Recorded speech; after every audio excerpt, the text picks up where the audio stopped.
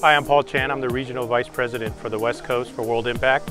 We're right here at 360 LA, and we're doing our conference here on Siafu training homes, specifically re-entry homes, guys coming out of prison and getting back into church ministry. We think the greatest void in urban church planting is urban church leaders, and the greatest pool of potential urban church planters are coming out of our prison systems. So I'm in Azusa Pacific, and we're speaking on re-entry programs and what World Impact is doing to help build churches in the inner city.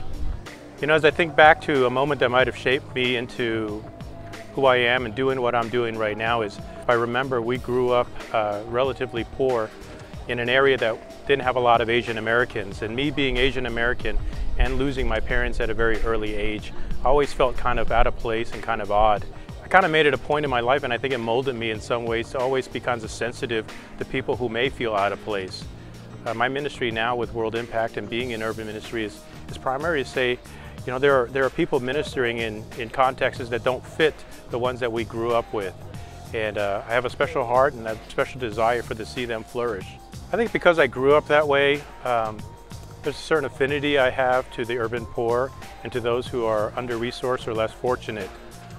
There's a passage in Scripture that I often think about, and it's really the Sermon on the Mount.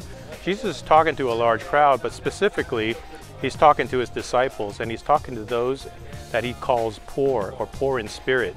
And when he says to them, "Blessed are you," he's also saying to them further down that, hey, you are the salt of the earth and the light of the world. And to me, he's saying, because of your circumstance and your difficulty, you have a specific calling to be a greater influence on the rest of the world. Because of your desperate situation, you have a greater possibility of witnessing to an unbelieving world. And so I look at urban ministry as the greatest opportunity to focus on the greatest possibility of evangelism. Those who are poor and in under-resourced communities need to take hold of that commandment and that desire God has for them to reach the rest of the world. That's why they're here on earth. That's why we're here on earth.